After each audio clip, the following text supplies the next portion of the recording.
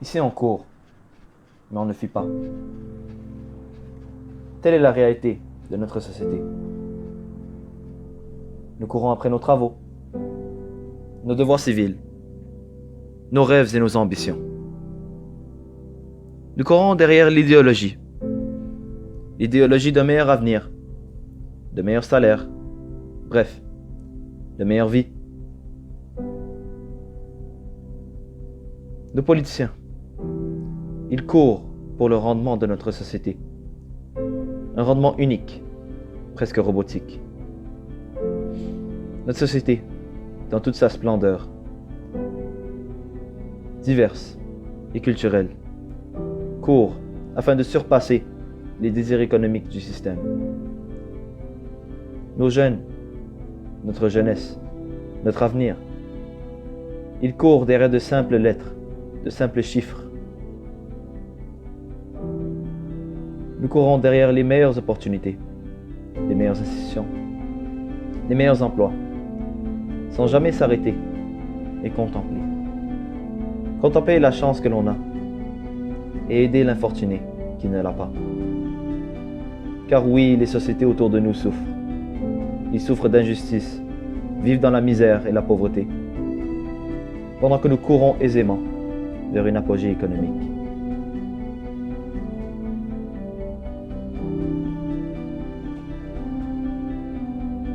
Nos soi-disant leaders, les leaders des pays, qui en fait sèment les grains à l'origine de ce déséquilibre. Pendant que l'on court vers le bonheur, nous ne nous arrêtons pas afin d'aider ceux qui courent vers nous. Et c'est ainsi qu'il faut réfléchir. Réfléchir à ce que vivent les sociétés derrière les barrières de la nôtre.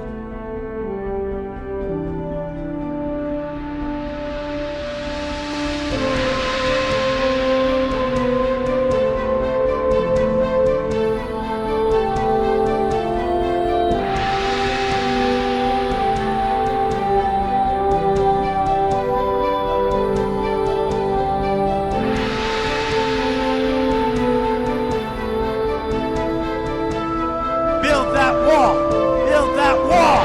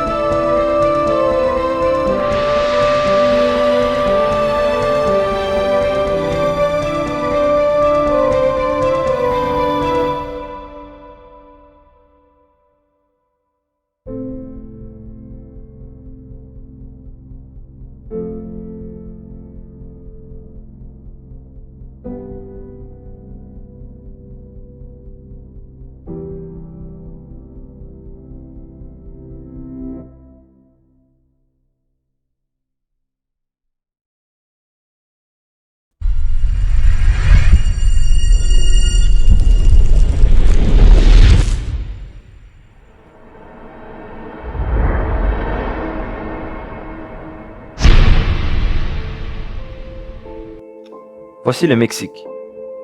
Phase de transition pour la caravane de migrants. Ce pays représente le chemin d'un espoir. L'espoir de se délivrer des souffrances de l'Amérique latine. Un dernier obstacle, malheureusement pris en otage par les cartels mexicains, de plus en plus puissants. Mais ils persévèrent. Persévèrent pour atteindre le pays de la liberté, de l'égalité et des droits humains. Eh oui, les États-Unis. Première puissance militaire et économique au monde. Le pays où il fait bon vivre. Et où l'identité raciale ne définit pas une personne. En tout cas, pour certains. Is not welcome in our country and never ever will be. We are going to build a great border wall to stop illegal immigration, to stop the gangs and the violence, and to stop the drugs from pouring into our communities. 60 000 migrants attendent aux frontières américaines. Les jeunes sont désespérés. Les familles sont détenues dans des camps américains. À la merci des violeurs, des voleurs et des cartels. Les conditions sanitaires y sont pitoyables. Est-ce réellement l'image que l'on se donne des États-Unis? Une frontière impénétrable, des familles qui souffrent, et une empathie presque nulle.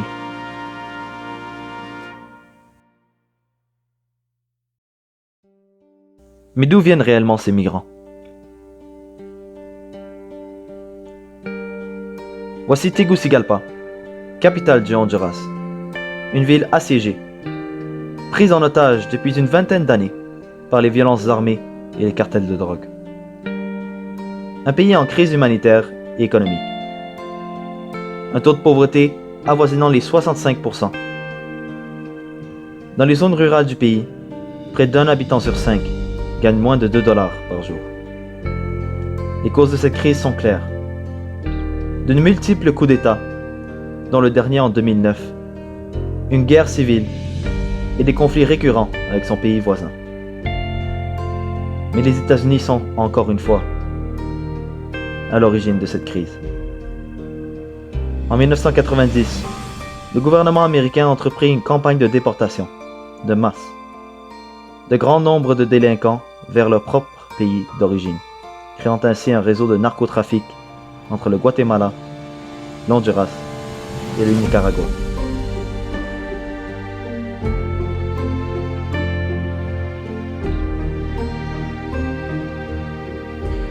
C'est ainsi que des milliers de migrants ont entrepris un voyage à travers l'Amérique. Les différentes caravanes parcourent les différentes routes à pied afin d'atteindre les frontières américaines. Le digo al presidente de los Estados Unidos que los ayude porque nosotros queremos una vida mejor, porque nosotros en el país que estamos viviendo, nosotros estamos muriéndolos del hambre. Bastante niños están muriendo del hambre porque no hay empleo. Nosotros queremos una oportunidad de empleo para mejorar nuestras condiciones de vida.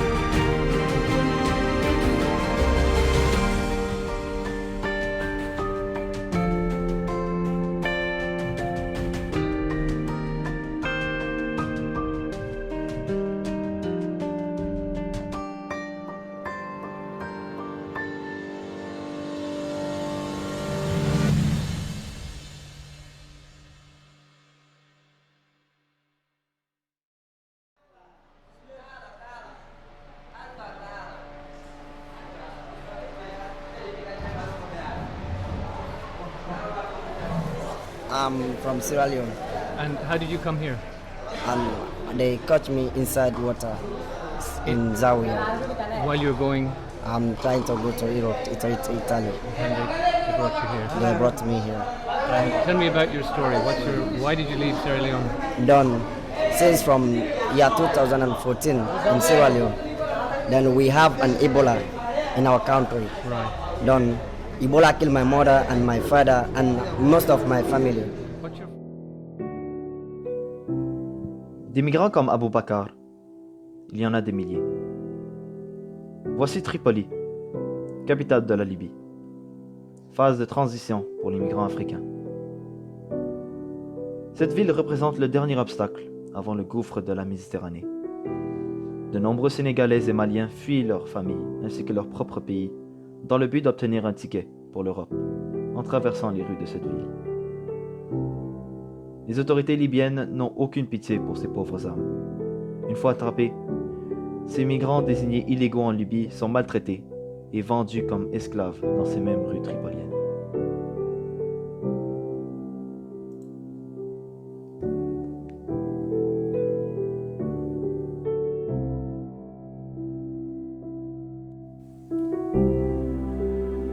Les pays africains comme le Sierra Leone sont souvent frappés par des crises comme celle de l'Ebola, qui viennent s'ajouter aux nombreuses crises économiques que vivent les nations africaines. Souvent, les pays africains sont sous des gouvernements dictatoriaux, ainsi que totalitaires. L'emploi, l'économie et la sécurité sont des problèmes récurrents. Ils optent alors de tenter leur chance en traversant à pied l'Afrique du Nord pour atteindre la Libye ou l'Algérie, deux pays collés à la côte méditerranéenne. Une solution simple et concrète se présente quant à la crise migratoire africaine. Donner aux pays africains le plein pouvoir sur leurs ressources naturelles. La République démocratique centrafricaine du Congo est le pays le plus riche au monde. Ses sols sont riches de minéraux et de ressources, pouvant révolutionner le continent africain et sortir chaque pays de la misère économique et politique qu'il vit. Malheureusement, les compagnies d'extraction minière volent ces richesses depuis des décennies. Les compagnies canadiennes, américaines et britanniques. Toutes ces compagnies sont encore aujourd'hui la marque présente, laissée par le colonialisme et l'impérialisme des anciens empires.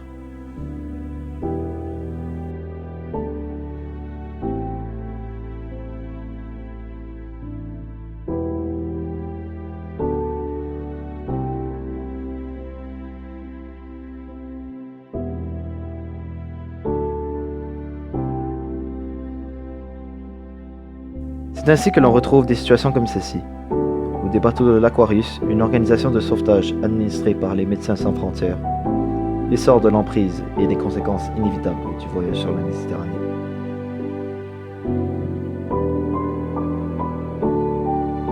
Depuis 2012, plus de 5000 corps ont été retrouvés sur les côtes italiennes et grecques.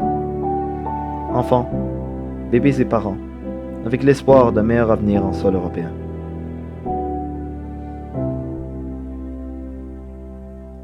Les différents bateaux utilisés pour effectuer cette traversée sont insalubres, instables et représentent un billet gratuit vers l'inévitable.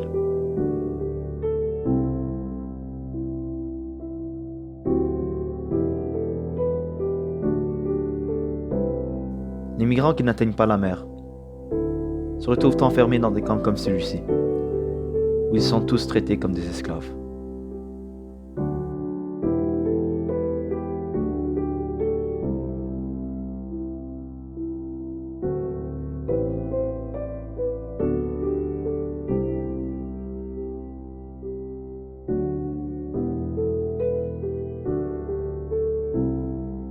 Just take us home.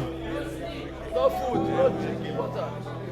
Just take us home. Want to go? No food, no water, nothing. Victory was a slave.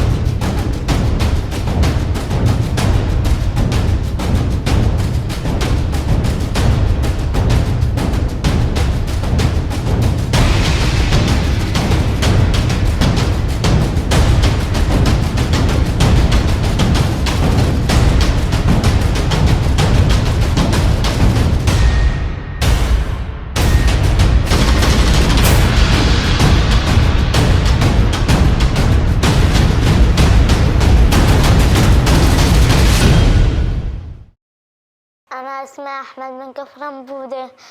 عم بشتغل هون كومتي من أول ما نزحنا لهلا. جاي صار يضربنا، قتل أخوي.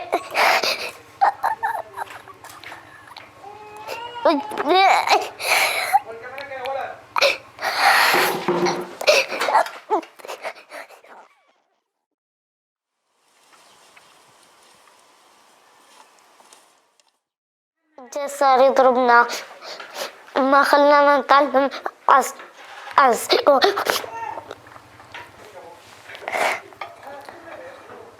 قتل أخوي وجدي قبالي.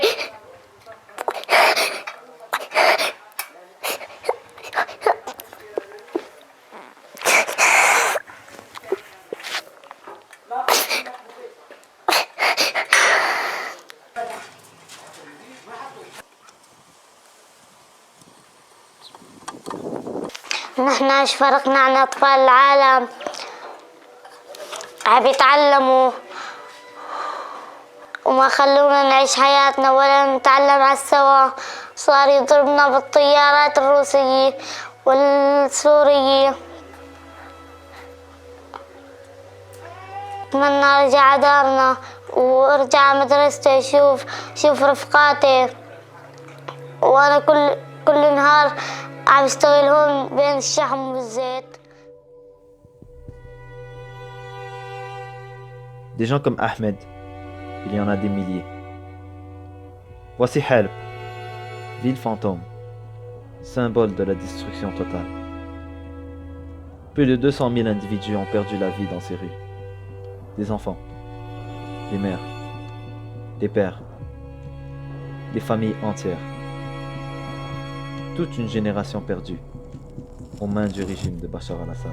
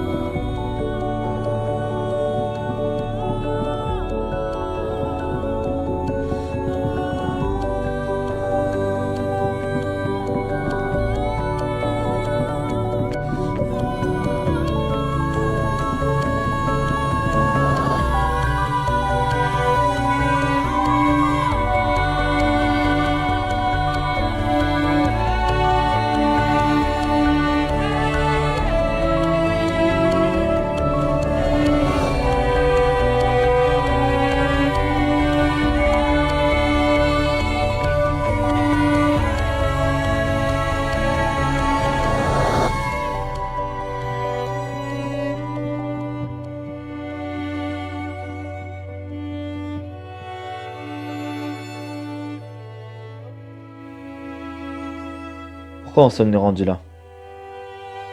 Pourquoi sacrifier autant d'âmes, autant d'individus, autant de vies? C'est pour cela que je suis parti à la rencontre de Monsieur Claude Vincent, professeur en histoire et monde contemporain. Bonjour Monsieur Vincent, merci beaucoup de m'avoir accordé cette entrevue. Alors nous allons commencer avec la première question. Oui. Selon vous, quelle est l'origine du conflit syrien? Ou autrement dit, que revendiquait le peuple syrien dans le contexte des manifestations du printemps arabe?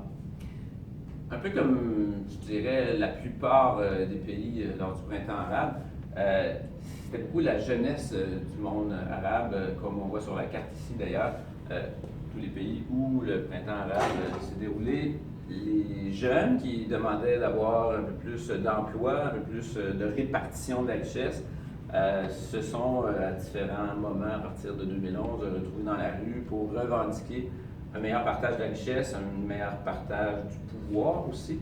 Alors, il faut se rappeler que ce sont soit des régimes autoritaires dans les pays d'Afrique du Nord ou du Proche-Orient, ou encore carrément des dictatures comme en Syrie. Donc, c'est clairement plus pour la jeunesse, mais disons pour le peuple, un meilleur partage du pouvoir et de la richesse. Alors, quels sont les différents groupes qui sont impliqués dans ce conflit syrien et quelle partie du territoire est-ce qu'ils occupent? Alors ça, c'est une bonne question, très complexe. J'ai ici sur la carte, je dirais les 3 niveaux, si on veut, d'implication de différents groupes. Et sur le terrain, directement, là, on a évidemment le gouvernement, le régime de Bachar al-Assad, qui est sur place, qui occupe en gros la région de Damas et l'ouest du pays. Donc c'est vraiment là que le régime contrôle 100% du territoire. Les rebelles anti-Bachar al-Assad, les rebelles anti-Assad sont vers le nord et vers l'est ici. Ils vont occuper de plus en plus de territoire en direction de la Turquie aussi, mais ça c'est très récent dans les dernières semaines, en fait, on y reviendra. Les forces kurdes, donc les Kurdes qui sont surtout en Turquie, mais en partie en Syrie, en Irak et plus au nord, occupent vraiment le nord du pays, le nord de la Syrie. Et finalement, l'État islamique qui occupe de moins en moins de territoire, en fait, il n'occupe presque plus de territoire aujourd'hui, mais qui ont longtemps occupé l'est du pays à la frontière de l'Irak. Aujourd'hui, ils sont réduits à quelques lieux où ils se cachent de l'armée régulière et qui se cachent aussi de l'armée turque qui récemment est intervenue en Syrie. Donc ça, c'est les acteurs locaux, si on veut, là. Mais derrière ça, il y a aussi les acteurs régionaux, des puissances plus grandes. Alors, on pense surtout à l'Iran et à l'Arabie saoudite. Mais derrière l'Arabie saoudite et plus largement aussi, il y a d'autres puissances internationales. Donc, il y a comme 3 niveaux, si on veut, là. Alors, les puissances régionales, c'est l'Iran qui appuie Bachar al-Assad, un peu le Hezbollah libanais et le gouvernement irakien, mais dans une moindre mesure. Alors que derrière les rebelles, il y a vraiment plusieurs pays, principalement l'Arabie saoudite et la Turquie. Et du côté des Kurdes, il n'y a que les Kurdes. Il y avait le gouvernement américain, mais qui a finalement abandonné ses alliés récemment. Et l'État islamique n'a à peu près pas d'appui régional ou international, c'est certain. Donc, des puissances régionales. Et autour de ça, on le voit très bien ici, les États-Unis et la Turquie, les États-Unis et la Russie, pardon, qui appuient respectivement le régime en place pour la Russie et les rebelles pour les États-Unis. Donc ça complexifie un petit peu la situation parce qu'il y a des frappes aériennes des États-Unis, mais aussi de la Russie, sur les territoires finalement ennemis là, de leurs alliés. Là. Donc, énormément d'acteurs en jeu. Vous dites que la Russie appuie le régime de Bachar al-Assad, mais pourquoi est-ce qu'ils l'appuient en fait? Très bonne question. En fait, il y a plusieurs raisons. Là. Il y a vraiment une raison stratégique dans la guerre contre les Américains, qui n'est pas une guerre ouverte, mais qui est une guerre économique, de contrôle des ressources dans la région. Donc, il n'y a pas, par exemple, de pétrole en Syrie, mais il y a du pétrole en Irak. Il y a des routes pour acheminer le pétrole qui sont de plus en plus difficiles d'accès. Donc, les Russes veulent avoir l'accès, les Américains aussi veulent avoir l'accès. Ils veulent avoir des alliés, si on veut, pour continuer à avoir un accès au pétrole. Mais plus important, je pense, c'est que les Russes cherchent une certaine stabilité dans la région. Si on prend une carte de la région, on voit qu'il y a des pays au nord du Proche et Moyen-Orient, comme par exemple l'Arménie, ou même des régions de la Russie qui ne sont pas indépendantes, là, du genre la Tchétchénie, par exemple, et qui menacent, eux, souvent de briser leur alliance avec la Russie ou de faire l'indépendance dans le cas de la Tchétchénie. Alors, c'est comme si Moscou cherchait une stabilité pour pas qu'il y ait un deuxième printemps arabe et que ça influence d'autres républiques à faire l'indépendance ou à couper ses liens avec Moscou. Autrement dit, ils cherchent de la stabilité pour garder une stabilité en Russie. Donc ça aussi, c'est une raison importante. Puis d'autre part, il y a vraiment une lutte d'influence entre les États-Unis et la Russie un peu partout dans le monde. C'est le cas dans cette région-là, même si la guerre froide est finie officiellement. Alors cette situation-là, où les puissances veulent avoir une emprise économique Ça peut se comparer aussi à la situation de l'Afrique, d'un certain point de vue, où des pays comme la République démocratique du Congo sont sous l'emprise de plusieurs compagnies canadiennes ou américaines qui puisent de leurs ressources, en fait. Complètement, complètement. Puis il y a des fois où la ressource n'est pas directement sur le territoire du pays concerné, mais ça peut être un pays voisin. Et comme je disais, ben, la route d'accès pour la ressource est aussi importante que la ressource. C'est comme une chaîne logistique économique pour aller chercher des ressources. Donc c'est une bonne comparaison, la République démocratique du Congo. Et c'est ainsi que je suis parti à la rencontre d'une famille syrienne, dont je ne dévoilerai pas l'identité, dans le but d'en apprendre davantage sur les enjeux que vivent réellement ces familles. Merci beaucoup. Je vous remercie énormément de m'avoir donné cette chance de vous interviewer. Merci pour vous. Merci beaucoup. Et je vais commencer avec la première question. Alors, la guerre ou le conflit en Syrie est une des plus atroces de notre époque. Depuis 2011, plus de 2 millions de civils ou 24 000 enfants ont été soit blessés, soit tués. C'est une atrocité énorme.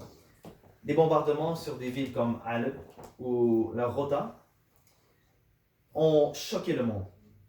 J'aimerais savoir si vous avez vécu des moments d'horreur ou difficiles personnellement en Syrie. اوكي بدايته بعربي احكي مش مشكله. اكيد يعني هو كان والحكي اللي انت كاتبه يعني في يمكن مو 2 مليون يمكن اقل من 2 مليون وصار مشاكل كثير اكيد وشفنا طبعا شفنا شيء كثير نحن هو مثل ما قلنا نحن شفنا يعني شفنا بحالنا يعني شفنا الظروف كانت صعبه وشفنا العالم عم بتموت قدامنا ونحن ما نطلع من بيتنا يعني مثل اولادنا نبركم بالبيت ما يطلعوا لبرا وشفنا شيء كثير يعني مش يعني لو احكي لك ما بيخلص لا بساعه ولا كثير يعني شفنا. Est-ce qu'il y a des membres de votre famille qui sont encore en Syrie en ce moment? Oui, bien sûr. Oui. Et est-ce que vous pouvez décrire votre vie avant le déclenchement de cette guerre? Avant tous les bombardements, avant les problèmes? اوكي. جاوب. على حياتنا كانت منيحة قبل الحرب يعني كانت منيحة كثير وكنا مستقرين وكل مين كان عنده بيته. كانت الحياة يعني حياة بسيطة وحلوة. ويعني هذا هو اللي بدي اقول لك اياه. انت شفت التدمير. اي. المنطقة تاعكم يعني منطقة كما نقول من ناحية حلب.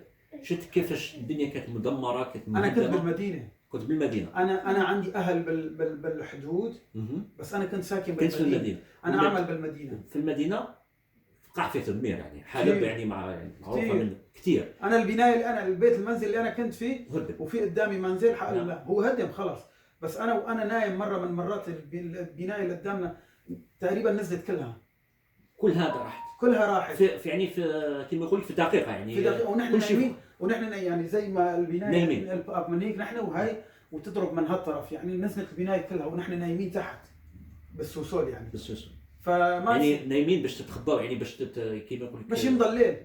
باش يمضى الليل مشان ننام يعني. فكان بالسوسول نحن. بالسوسول. هو لما نزلت البناية هاي ما يعني ما انتظرنا الوقت لحتى يطلع الشمس ونهرب من المنطقة. نعم. لأن هو كان يضرب هون نهرب لهنيك يضرب هنيك نهرب لهنيك فكان هاي حالتنا يعني.